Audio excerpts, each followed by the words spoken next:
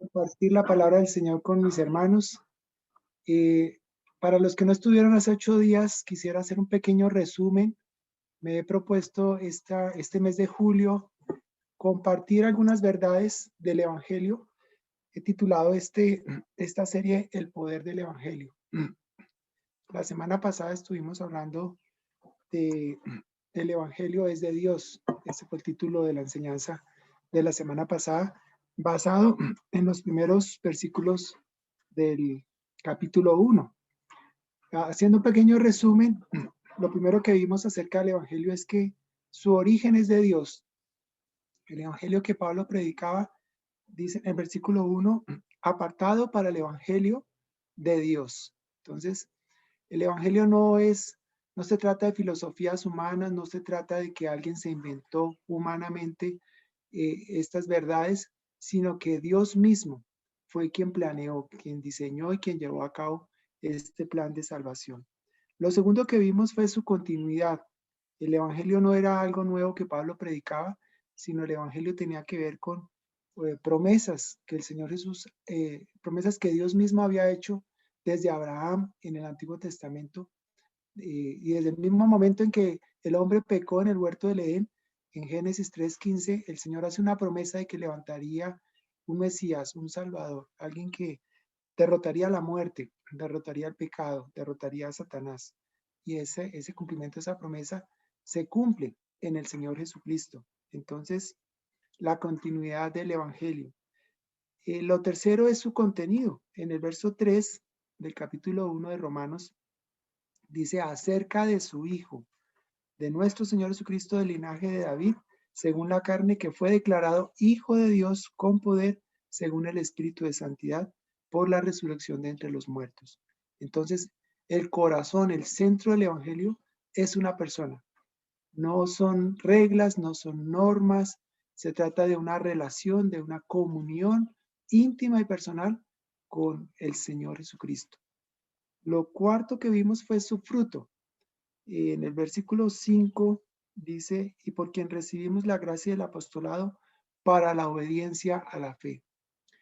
El mismo apóstol nos dice en Romanos que la fe es por el oír y el oír por la palabra de Dios. Y aquel que oye y cree en este evangelio, dice que Dios le lleva a la obediencia, a la fe. Y ese es el fruto del evangelio, que hombres y mujeres crean y obedezcan al mensaje del evangelio. Y finalmente vimos su extensión y amplitud ahí mismo al final del verso 5. Dice, en todas las naciones, que haya fruto, que haya almas, que haya hombres y mujeres que hayan nacido de nuevo, en todas las naciones. No, este evangelio es para todo hombre, toda mujer, en todo lugar, en todo tiempo. Es este evangelio que se predica. Entonces, la extensión del evangelio. Entonces, vimos acerca del origen, la continuidad, el contenido, el fruto y la extensión del evangelio. Dice en el verso 6, entre los cuales también estáis vosotros llamados a ser de Jesucristo. Yo me gozo esta mañana de ver a mis hermanos que se han conectado, porque cada uno de nosotros hemos sido llamados a ser de Jesucristo. Como dice en el verso 7, a todos los que estáis en Roma, amados de Dios y llamados a ser santos. Si tú estás esta mañana aquí escuchando este mensaje, es porque Dios te ha llamado, porque Él quiere que seas de Jesucristo, porque Él te ha amado y aquel que ha comenzado la buena obra la perfeccionará. Nos ha llamado también a ser santos. Y Él nos ve en Cristo, Dios nos ve en Cristo santos, y por eso ha puesto su Espíritu Santo en nuestras vidas. Eso entonces, mis hermanos, como un pequeño resumen de lo que vimos la semana pasada. Esta mañana quisiera pasar al versículo 15 del capítulo 1, en el versículo 15. Vamos a leer entonces del 15 al 17. Dice Romanos 1:15. Así que en cuanto a mí, pronto estoy a anunciaros el evangelio también a vosotros que estáis en Roma, porque no me avergüenzo del evangelio, porque es poder de Dios para salvación a todo aquel que cree, al judío primeramente y también al griego. Porque en el evangelio la justicia de Dios se revela por fe y para fe, como está escrito, mas el justo por la fe vivirá. El apóstol Pablo muchas veces había querido ir a visitar a los hermanos en la ciudad de Roma, pero Dios no se lo había permitido. Y como vimos, él escribe, como no podía ir físicamente a estar con ellos y a hablarles y comunicarles acerca de estas cosas del Evangelio, entonces él decide escribir una carta, y por eso tenemos en la palabra del Señor en la carta a los romanos. Y es una carta hermosísima, es una carta de amor, es un mensaje poderoso lo que Pablo está queriendo transmitir. No solamente lo que fue en su momento para animar la fe de estos creyentes en Roma, sino que 2000 años después todavía esta carta trasciende, todavía este mensaje trasciende y llega a nuestras vidas. Y lo que para Pablo en ese momento era el deseo de ir, el Señor no se lo permitió y él pues tuvo que escribir esta carta desde la ciudad de Corinto.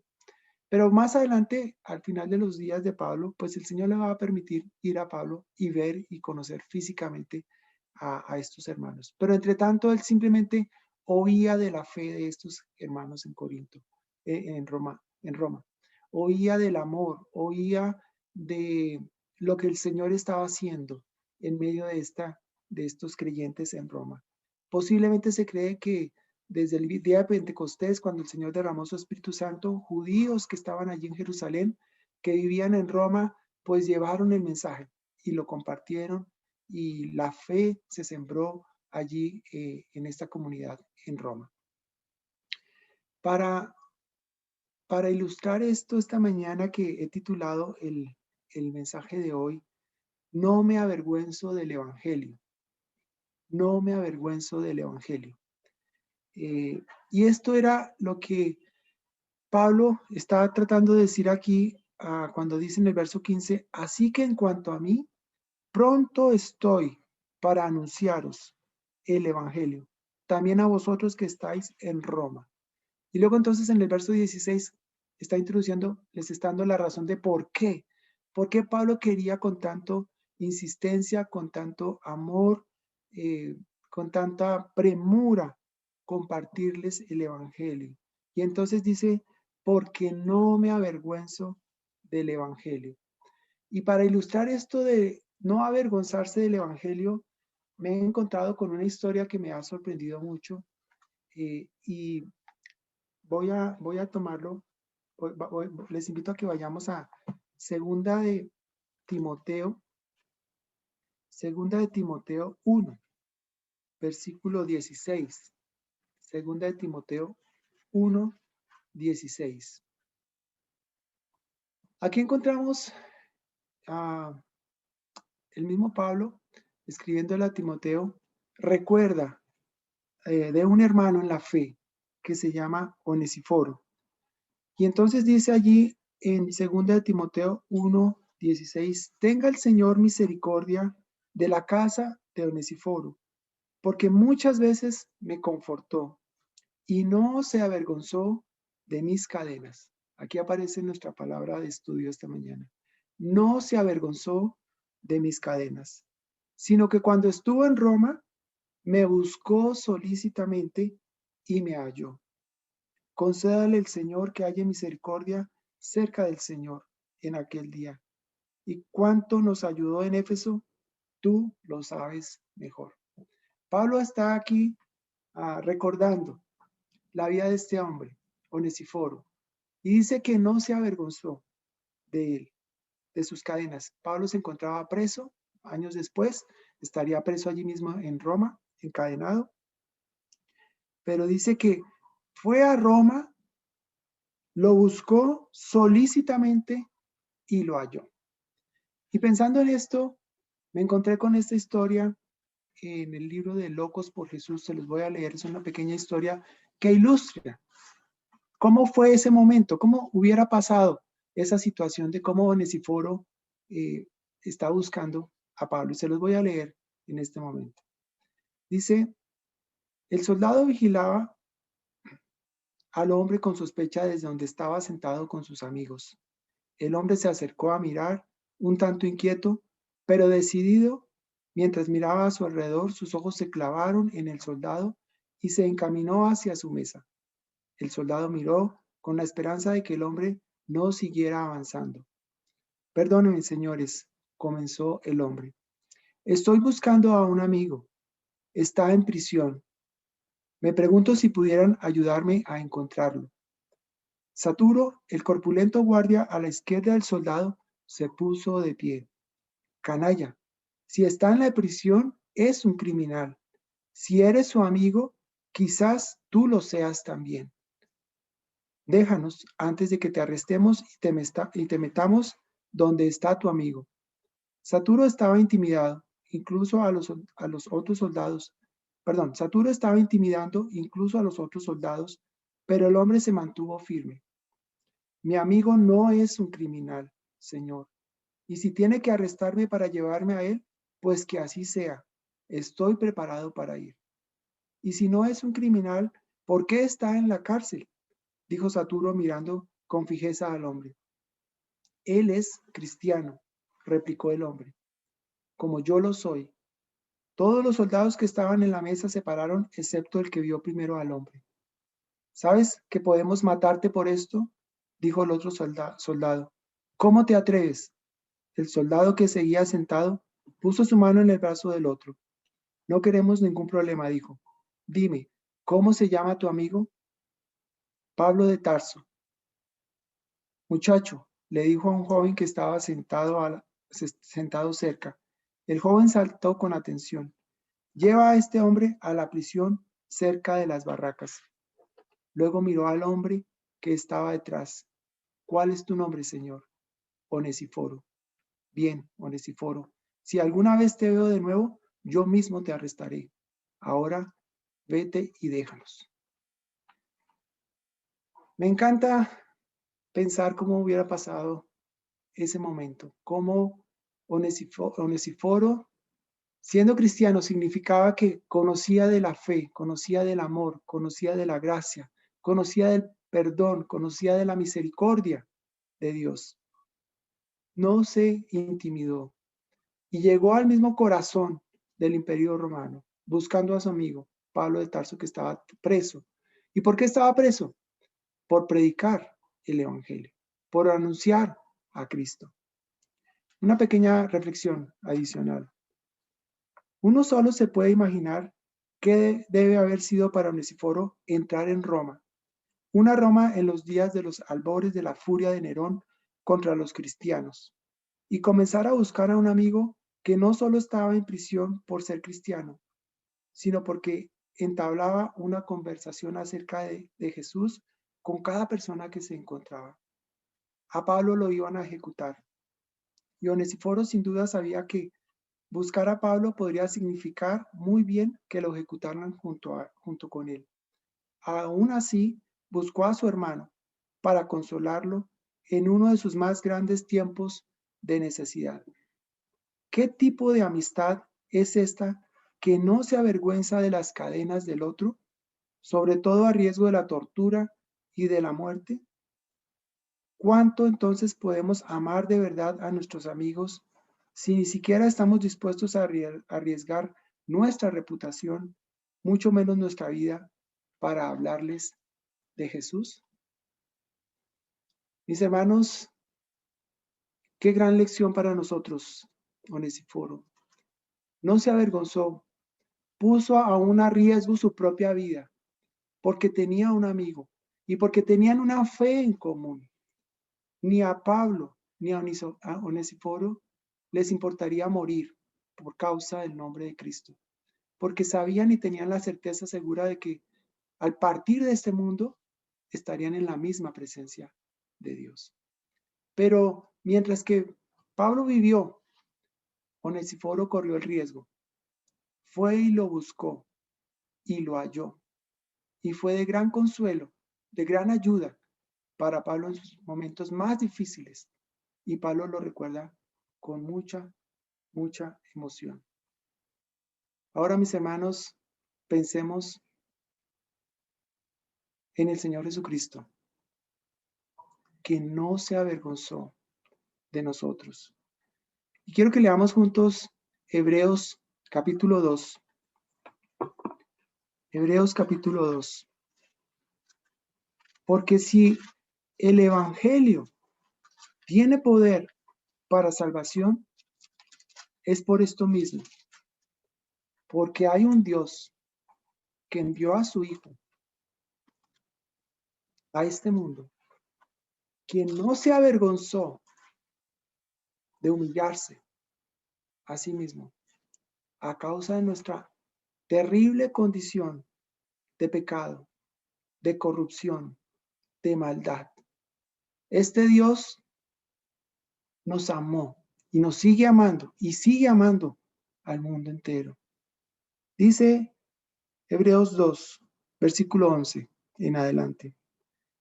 Porque el que santifica y los que son santificados de uno son todos, por lo cual no se avergüenza de llamarlos hermanos, diciendo, anunciaré a mis hermanos tu nombre, en medio de la congregación te alabaré.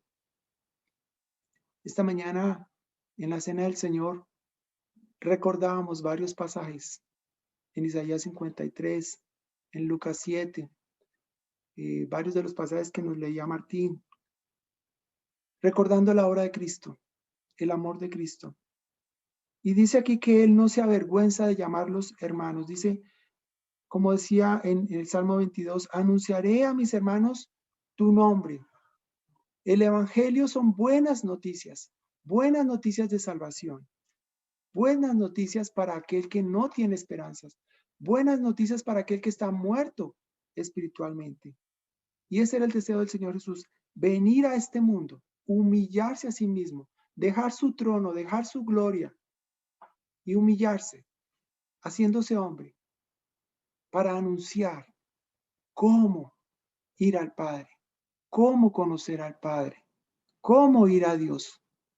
Anunciaré a mis hermanos tu nombre. El Señor no se avergonzó de venir a anunciarnos el nombre de nuestro amado Dios. Dice, en medio de la congregación te alabaré.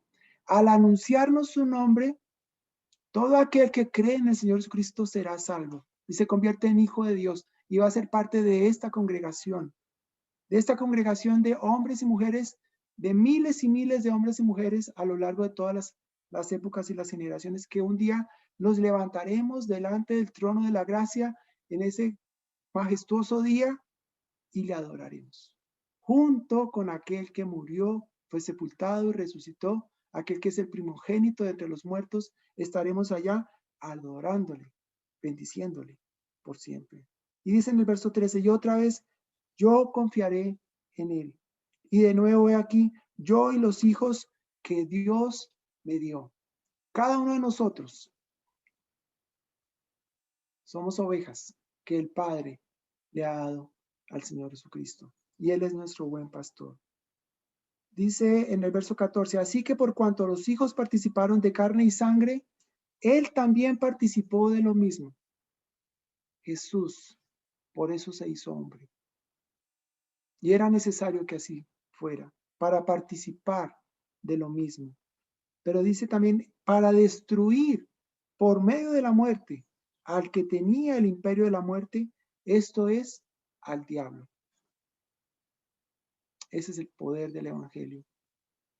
Cristo Jesús, viniendo a este mundo, venía a destruir por medio de la muerte al que tenía el imperio de la muerte, esto es al diablo. ¿Por qué? Porque Jesús se levantó de la tumba. No, la muerte no pudo retenerlo en el sepulcro. Jesús venció la muerte en esa sepultura. Se levantó al tercer día y venció al que tenía el imperio de la muerte. Mis hermanos, todos los hombres, por causa de nuestro pecado, por causa de nuestra maldad, estábamos condenados a la muerte. Y están condenados a la muerte. aquel que no cree a Cristo. Pero si tú has creído a Cristo, te identificas con Él, y así como Cristo se levantó de la muerte, ese día de resurrección, nosotros nos levantaremos de la muerte también en aquel día cuando Él venga por nosotros. Nosotros seremos vivificados o hemos sido vivificados como creyentes porque Cristo se levantó de la muerte. Dice en el 15, y librar a todos los que por el temor de la muerte estaban durante toda su vida sujetos a servidumbre. Porque ciertamente no socorrió a los ángeles, sino que socorrió a la descendencia de Abraham, por lo cual debía ser en todo semejante a sus hermanos, para venir a ser misericordioso y fiel sumo sacerdote en lo que a Dios se refiere para expiar los pecados del pueblo. Pues en cuanto él mismo padeció siendo tentado, es poderoso para socorrer a los que son tentados.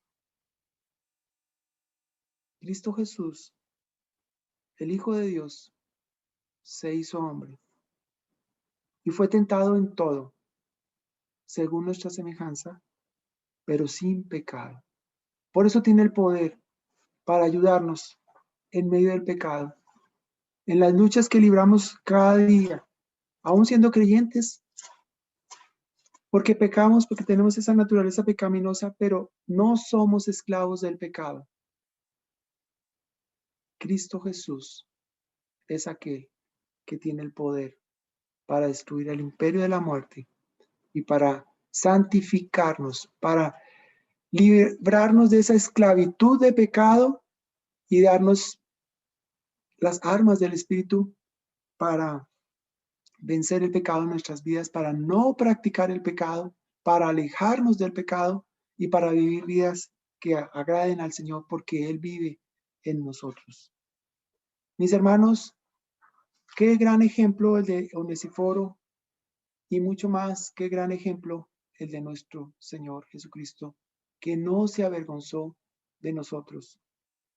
Cuando Raúl leía esta mañana ese pasaje acerca de María Magdalena, dice que siendo aún ella pecadora, una mujer señalada públicamente, sin embargo esta mujer se doblega, se humilla y ve en el Señor Jesucristo el cumplimiento, porque el Señor hasta ese momento no había muerto, pero ella veía en Él ese Salvador y veía en Él aquel que podía perdonarle y limpiarle y salvarle y que todas esas heridas en su corazón serían sanadas y darle vida nueva, darle esperanza.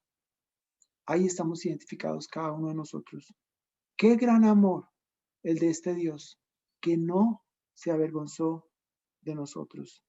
Por eso Pablo quería ir a Roma, quería compartir estas verdades cara a cara con sus hermanos. Y entonces dice en el verso 16, porque no me avergüenzo del Evangelio. Pablo tenía muchas razones por las cuales podría avergonzarse del Evangelio, como lo leímos en el libro de los Hechos hace un tiempo. Pablo fue un hombre que fue apresado por causa del nombre de Cristo, fue expulsado de muchas ciudades por causa del nombre de Cristo, fue burlado en la ciudad de Atenas por predicar a Cristo. Los griegos, aquellos que en esa época se creían los más sabios de este mundo, se burlaron cuando Pablo empezó a hablarles acerca de la resurrección de Cristo. Fue considerado como un loco en la ciudad de Corinto, fue apedreado en Listra, fue acusado de blasfemia en la misma Jerusalén. Pablo tenía muchas razones por las cuales avergonzarse, pero sin embargo, Pablo se levantaba una y otra vez, porque él sabía la realidad del poder del Evangelio, lo había experimentado en su propia vida. Pablo era un hombre que podía dar testimonio de el poder del Evangelio en su vida. Hoy día vivimos en un mundo, en una sociedad que tolera prácticamente toda clase de pecado, donde a lo bueno se le dice malo y a lo malo se le dice bueno. Y donde la verdad del evangelio es perseguida, donde la verdad del evangelio es señalada, donde la verdad del evangelio es burlada. Ese es el mundo en el que vivimos nosotros. Y muy fácilmente nosotros podríamos tender a avergonzarnos del evangelio, a callar y no compartir nada acerca de Cristo. Sin embargo, para este mundo en Roma, en esta época, era algo absurdo. No se podía entender este mensaje de que un hombre judío, un carpintero, fuese el salvador del mundo. Un hombre que había nacido en una pequeña ciudad desconocida, que había sido condenado a morir por causa de un procurador romano y que había muerto en una cruz, cosa que para los romanos era algo terrible. Ellos mismos fueron los que instituyeron como parte de su dominio, establecieron esto de que aquellos que se rebelaran, una manera de castigar de una manera tan vil a un hombre malvado era llevándolo a morir en una cruz. Eso no era permitido para un romano morir de esa manera, pero ellos instituyeron eso. Y que parte de la predicación del evangelio tuviera que ver con un hombre judío desconocido y que muriera en una cruz, eso era una cosa que no se podía entender para los romanos en su tiempo, en su época. Era algo supremamente cruel y vergonzoso, que era reservado solo para los peores criminales. Entonces para ellos resultaba el evangelio una locura. Como dice en 1 Corintios 1:18, la palabra de la cruz es locura a los que se pierden, pero a los que se salvan, esto es a nosotros, es poder de Dios. Pablo, sin embargo, dice, yo quiero predicarles de este Cristo. Yo quiero predicarles del amor de este Dios, porque lo que es locura para los hombres es poder de Dios, es sabiduría de Dios, es lo que transforma y es la única esperanza que tiene el hombre. Y entonces sigue diciendo Pablo, dando razones, porque no me avergüenzo del evangelio, porque es poder de Dios para salvación. Y si recordamos de nuevo cómo el Señor tiene un encuentro personal con Pablo en el libro de los Hechos, cómo Dios detuvo a Pablo, un hombre que se creía supremamente religioso, un hombre que se creía irreprensible delante de Dios, un hombre que se creía celoso de las cosas de Dios. Sin embargo, Dios lo derriba y lo manda al suelo y lo humilla. Y entonces le dice desde el cielo, Saulo, Saulo, ¿por qué me persigues? Y Saulo dice, ¿quién eres, Señor? Y él dice, yo soy Jesús, a quien tú persigues. Y entonces el mismo Señor Jesús le va a encomendar a Pablo el anunciar este mensaje que es poder de Dios para salvación. Pablo nunca olvidaría ese encuentro personal con el Señor Jesucristo. Yo quisiera que en este momento ustedes pensaran, ¿cuál fue ese momento en su vida cuando cada uno de ustedes fue consciente por la obra del Espíritu Santo de su necesidad de un Salvador? ¿Cómo fue ese momento? ¿Cuáles fueron las circunstancias? ¿Cuál fue el instrumento, el hombre, la mujer que Dios usó? O tal vez ustedes estaban a solas y como hemos escuchado muchas veces, el hombre al borde de la desesperación, tal vez al borde del suicidio, decir, Señor, si tú existes, aquí estoy, desesperado, angustiado, como Pedro hundiéndose en el mar. Sálvame, Señor. Sálvame, Señor. Y entonces sentir la mano poderosa de Dios sacándoles de la profundidad del pecado, sacándonos de la profundidad de ese mar de circunstancias, sacándonos de esas tinieblas y trayéndonos a su reino de luz. Porque es poder de Dios para salvación.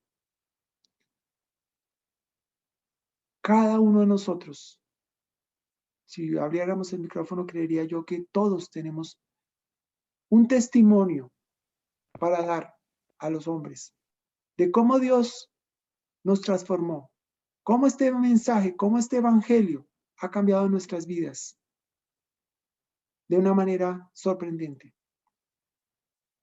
Porque así es Dios, porque así es el evangelio, y porque eso es lo que Dios quiere usar para que otros también crean al evangelio.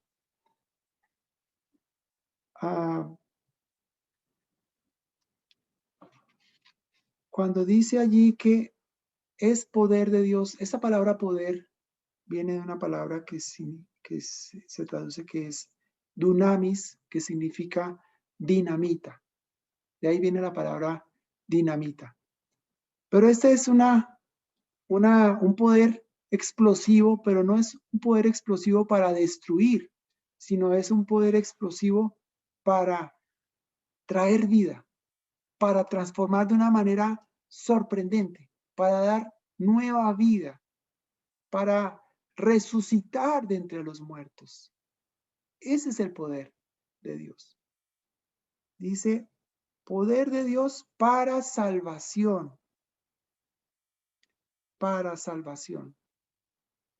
Ahora la pregunta sería aquí, ¿salvación de qué? ¿De qué necesito ser salvo? Pasemos al verso 18 de Romanos 1. Porque la ira de Dios se revela desde el cielo contra toda impiedad e injusticia de los hombres que detienen con injusticia la verdad. Tenemos que saber que hay un Dios justo, que hay un Dios santo y que hay un Dios que en su justicia no admite el pecado y que el pecado como tal produce esta ira de Dios. Si Dios no fuera Dios, si Dios no fuera santo, si Dios no fuera justo, sería el juez más corrupto del universo. Porque un Dios justo, un Dios santo, no soporta el pecado, no admite el pecado, ha de juzgarlo. Y aquí dice que la ira de Dios se revela desde el cielo contra toda impiedad e injusticia de los hombres que detienen con injusticia la verdad. Tenemos que saber que tenemos un grave problema, un serio problema con la justicia de Dios por causa de nuestros pecados. Romanos 3:10 dice que no hay justo ni aun uno. Todos hemos pecado, todos nos hemos desviado. No hay quien busque a Dios. Y entonces, ¿cuál sería la salida? ¿Cuál es la solución? Si Dios en su justicia tiene que juzgar el pecado, ¿cuál será entonces nuestro destino? ¿O qué pasará entonces con nosotros? Algún día tenemos que comparecer ante este juez justo. ¿Y cómo nos vamos a presentar? ¿Cómo nos vamos a justificar delante de este juez? Cuando Isaías 64:6 nos dice que nuestras justicias son como trapos de inmundicia delante de este Dios justo. Y la respuesta a esta pregunta de cómo un Dios que es santo, cómo puede un Dios perfectamente justo aceptar en su presencia a un hombre injusto y aún continuar siendo justo. Por eso es que Dios ha revelado desde el cielo, por eso es que Dios ha revelado a través del Evangelio su justicia. porque no hay otra manera de que este juez justo nos declare justos siendo injustos, si no es por medio de su justicia. Por eso dice en el versículo 17, porque en el Evangelio la justicia de Dios se revela por la fe y para la fe. En el Evangelio la justicia de Dios se revela. Dios ha establecido o ha dado una justicia, una manera de ser salvos. Y esa justicia de Dios se revela en la persona de su Hijo Jesucristo. Cristo Jesús fue quien, siendo Dios, se hizo hombre y fue en obediencia a morir en la cruz por nuestros pecados, para tomar en la cruz nuestro pecado, para pagar en la cruz lo que merecía nuestro pecado, que era la muerte. Dice en el 18, porque la ira de Dios se revela desde el cielo. Cuando Jesús estaba allí en la cruz del Calvario, la ira de Dios cayó sobre él. La ira de Dios cayó sobre él. Y esta ira no es una ira de un arrebato de parte de Dios por causa de nuestra desobediencia, sino esta es una ira que tiene que ver con lo que le causa a Dios al ver cómo lo que ama se daña y se corrompe. Es una ira que solo un Dios santo muestra. Pero lo que fue para Dios mismo tener que apartarse de su Hijo al estar allí en la cruz, cargando nuestro pecado, llevando la culpa de nuestro pecado, porque Él fue sin pecado, pero Dios cargó en Él el pecado de todos los hombres. Y allí se llevó a cabo la justicia de Dios. Que el Cordero de Dios, fuese sacrificado. Y por causa de la justicia es que Cristo muere en la cruz, llevando el pecado de todos los hombres. Pero bendito el Señor, como cantábamos esta mañana, no se quedó muerto, sino que resucitó de entre los muertos. Y esto hace que esta justicia de Dios que hace plenamente satisfecha. Ningún hombre, humanamente, pudiéramos habernos podido presentar por nuestras propias justicias, por nuestros propios medios, por nuestras propias obras y justificarnos delante de Dios. Ser salvos de esa manera.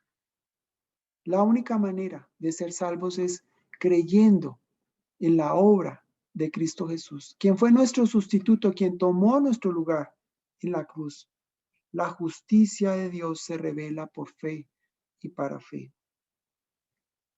Y ese es el mensaje del Evangelio. Esas son las buenas noticias del Evangelio. Eso es lo que todo hombre y toda mujer necesita conocer, necesita saber. Porque dice en el verso 16, es poder de Dios para salvación a todo aquel que cree, al judío primeramente y también al griego. Todos los hombres necesitan la salvación, necesitamos esa salvación. Nuestro papel como padres al enseñar o al criar a nuestros hijos en el Evangelio es ese. Mientras los niños son pequeños, siempre llevarles y presentarles la necesidad que tienen de Cristo, la necesidad que tienen de un Salvador, la necesidad que tienen de reconocer que son pecadores y que necesitan de ese Salvador. Cada vez que nuestros hijos, siendo pequeños, Dios les dio esa convicción de que eran pecadores y que necesitaban un Salvador y por eso querían confesar a Cristo como su Señor y Salvador, fueron momentos muy especiales para nosotros como padres. Pero ese fue el inicio. Ese fue el inicio. Porque dice el Evangelio, en el 17, la justicia de Dios se revela por fe y para fe. ¿Cómo nacemos de nuevo? Cuando creemos, cuando confesamos que Jesús es el Señor, como dice ahí mismo en Romanos 10, Romanos 10, 9 y 10. Dice que si confesares con tu boca que Jesús es el Señor y creyeres en tu corazón que Dios le levantó de los muertos, serás salvo. Porque con el corazón se cree para justicia, pero con la boca se confiesa para salvación. Ese fue el inicio. El Evangelio y esta justicia se revela por fe. Cuando escuchamos el Evangelio y por el Espíritu de Dios reconocemos nuestra condición, reconocemos nuestro pecado, reconocemos nuestra necesidad de Dios y vamos a Cristo y le decimos, Señor, aquí está mi vida, aquí estoy yo con mis pecados, con mis maldades. Reconozco, Señor, que yo merecía haber muerto en esa cruz, pero tú pagaste por mí, por tu gracia y tu misericordia. Quiero que vengas a mi vida, quiero que seas el Señor de mi vida, quiero que cambies mi vida, quiero que me hagas nacer de nuevo. Ahí es el inicio de mi vida como creyente. Allí nazco de nuevo espiritualmente. Esta justicia se revela por fe y para fe. Es por fe y de ahí en adelante toda nuestra vida ha de vivirse por la fe, como dice allí también entonces, como está escrito en Habacuc, mas el justo por la fe vivirá. Siempre, siempre, siempre, día tras día, año tras año, hasta cuando el Señor venga, hemos de vivir por fe, hacia la fe. En en Hebreos 13 nos dice, puestos los ojos en Jesús, el autor y consumador de la fe. Mis hermanos, si hemos de vivir la vida cristiana de una manera victoriosa, la única manera es descansando en lo que el Señor Jesús ha hecho en nuestras vidas. Descansando por fe que Jesús pagó por mi pecado, que Jesús murió por mi pecado, que ya no vivo yo, que Él vive ahora en mí, que Él quiere tomar mi vida y usarla para su gloria, que no soy yo, sino es Él en mí, viviendo día tras día. Y si peco, ¿por qué voy a pecar? Dice Juan 1:9 que si confesamos nuestros pecados, Dios es fiel y justo para perdonar mi pecado y limpiarme de toda maldad. Echo mano, no me alejo avergonzado, sino que vengo a Cristo y le digo, Señor, me duele mi pecado, me duele practicar el pecado, me duele tener tal vez algún vicio de pecado en mi vida, de mentira, de avaricia, de hipocresía, tantas cosas que nos esclavizan como creyentes. Pero de nuevo siempre tenemos esta puerta de salida, la obra de Cristo, su sangre derramada. Aquí mismo Pablo en el capítulo 2 más adelante nos va a hablar acerca de cómo como creyentes no menospreciar esa sangre preciosa. Cada vez que nosotros vayamos a pecar de una manera consciente, pensemos, esto le costó la sangre a mi Señor Jesucristo. ¿Cómo yo haría esto? ¿Cómo yo lo ofendería? ¿Cómo yo me rendiría ante esto? Si es que Él no se avergonzó de mí, si es que Él lo ha dado todo por mí, si es que Él me dice que me ama y lo ha demostrado a tal punto que sufrió la cruz. Esto debiera alejarnos del pecado. Esa es una lucha permanente en nuestras vidas, mis hermanos. Pero que la gracia y el poder de Dios, su misericordia, su espíritu, produzca en nosotros cada vez más ese deseo de agradarle, de ser santos para Él, de apartarnos del pecado, no en nuestras fuerzas, porque no se puede, sino en el poder de su justicia, en el poder de Cristo, porque esa es la manera de vivir. de una manera victoriosa. Nos duele tanto cuando el pecado nos engaña, cuando el pecado endurece nuestros corazones, cuando nuestro pecado ciega nuestros ojos, cuando perdemos ese gozo por la salvación, cuando perdemos ese deleite por estar en la presencia del Señor, por venir delante de Él. Es muy triste. Pero también es maravilloso cuando el Señor usa su palabra, cuando el Señor se revela delante de nuestros ojos y una vez más nos muestra esa gracia, esa misericordia, ese perdón, cuando podemos identificarnos con Él y saber que precisamente por causa de nuestro pecado es que Él murió y se levantó de entre los muertos.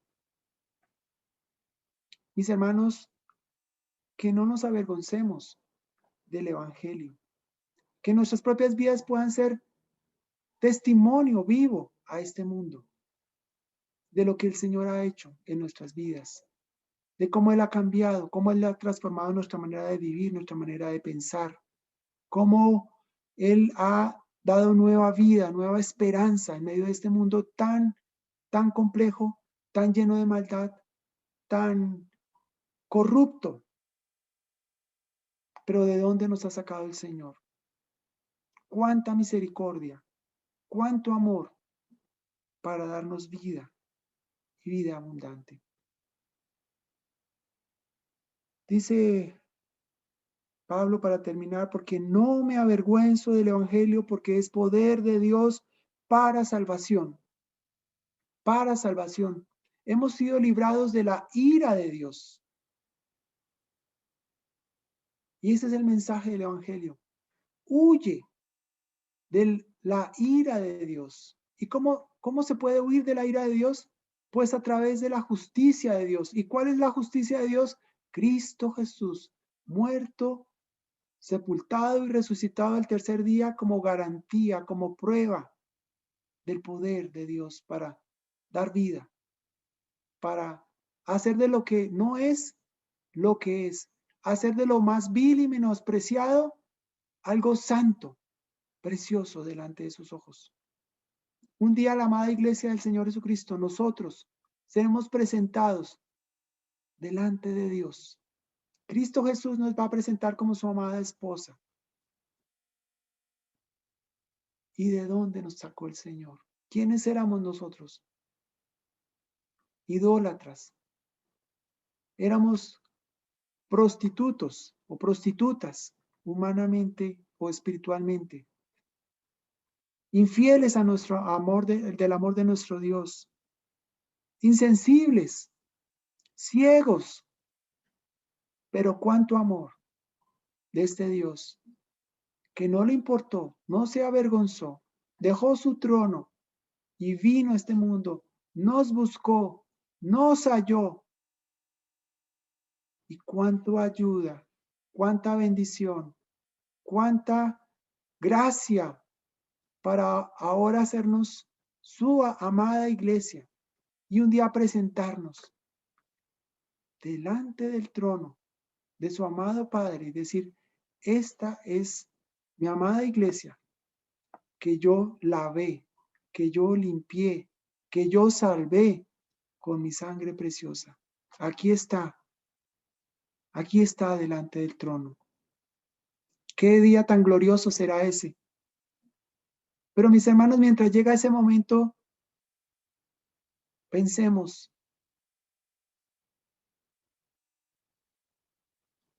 no avergonzarnos del Evangelio. Y si tal vez hay algo que esté impidiendo en esta mañana, algo o está mostrando algo que nos impide, pues tiene que ver eso con el pecado.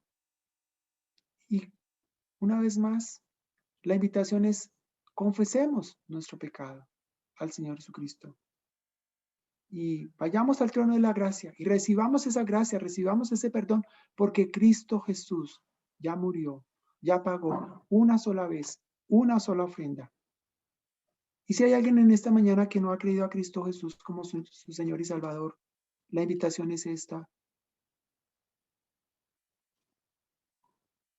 que creas a Cristo, que escapes del juicio y la ira de Dios, porque ninguna condenación hay para los que están en Cristo Jesús. No hay condenación. ¿Por qué? Porque Cristo ya pagó por nuestro pecado. Escapa de la ira venidera. Ponte a salvo en Cristo Jesús. Ven a Él, descansa en Él. Dile a Él todo lo que ha sido tu vida. Confiésale a Él todo tu pecado, toda tu maldad y recibe de parte de Él su perdón, su amor, su justicia. Porque en el Evangelio la justicia de Dios se revela por fe y para fe. Y este es el corazón de esta carta del libro de los Romanos. Este es el mensaje, este es el tema. Y esto es lo que Pablo va a estar insistiendo vez tras vez acerca de la justicia de Dios. Dice Efesios 2, 8 y 9, porque por gracia sois salvos, por medio de la fe, y esto no de vosotros, porque es don de Dios, no por obras, para que nadie se gloríe. Nadie se podrá gloriar delante de Dios diciendo que está ahí en el cielo por sus buenas obras. No, porque es un regalo, es un Dios, es un don, es algo inmerecido que Dios nos ofrece. Solamente esa manera, esa justicia de Dios es la que puede complacer a Dios mismo. Por eso el Evangelio es tan poderoso, porque es lo único que puede reconciliar al hombre con Dios. No hay otra manera. No hay otro nombre dado a los hombres en el cual podamos ser salvos, sino es Cristo Jesús. Es ese mediador entre Dios y los hombres. Cuánta gracia, cuánta misericordia que el Señor no se haya avergonzado, sino que nos buscó en medio de nuestra miseria, en medio de nuestra maldad, nos halló y ahora nos ha puesto en lugares celestiales para su gloria y para su nombre y su honra. Mis hermanos, yo me gozo de la gracia y la misericordia del Señor. Si hoy hemos permanecido en el Evangelio hasta el día de hoy es por su gracia. Si tú esta mañana estás aquí es por su gracia. Si tú hoy todavía puedes escuchar la voz de Dios por medio de esta palabra, es por su gracia. Porque el Evangelio es poder de Dios para salvación. Mis hermanos, estamos en un mundo que necesita escuchar y que el Señor use en nuestras vidas, en nuestros vecindarios, en nuestras comunidades, en nuestras propias casas, para meditar en estas cosas y para gozarnos y para dar gracias al Señor por su gracia y por su amor. Oremos. Señor, te damos gracias por tu palabra, que es viva y eficaz, más cortante que espada de dos filos, Señor. Gracias porque es por tu palabra, Señor, que podemos conocer que hay un Dios justo, que hay un Dios al cual todos los hombres un día compareceremos para dar cuenta de nuestras vidas. Señor, y en aquel día, aquellos que hayan creído en Cristo Jesús no serán juzgados. Escaparemos del juicio y la ira venidera, Señor, porque hemos puesto nuestra fe, nuestra confianza en ti. Pero en aquel gran día, Señor, se pronunciará tu sentencia, Señor, sobre todo aquel que no haya creído, sobre todo aquel que se haya burlado de este poder del Evangelio, que se haya burlado de Cristo y su obra preciosa en la cruz. Y en aquel día, Señor, será el lloro y el crujir de dientes. Señor, que en tu misericordia tú sigas salvando. En tu misericordia, Señor, tienes el poder para seguir obrando salvación, Señor. ¿Cuántas personas hoy en día a nuestro alrededor, Señor, se encuentran en el borde de la muerte, en el abismo de la muerte, Señor, en medio de esta pandemia, Señor? Que tú tengas misericordia, Señor, para que escuchen este mensaje, Señor, que trae vida, que transforma, Este mensaje, Señor, que hace que podamos estar en paz contigo, Señor, y podamos ser aceptados delante de ti, Señor. Oh Dios, que nadie está libre de morir mañana, no sabemos, Señor. Hoy estamos con vida, mañana no lo sabemos. Que alguien no deje para después, Señor, el creer a Cristo como Señor y Salvador. Hoy mismo, Señor. Que escape del juicio y la ira venidera, Señor. Porque hay un Dios misericordioso, un Dios que lo ha dado todo, un Dios que no se ha avergonzado de nosotros, sino que nos ha amado por medio de su justicia, un Dios que ha hecho la paz para con nosotros por medio de Cristo Jesús. Te adoramos y te bendecimos en el nombre de Cristo Jesús. Amén.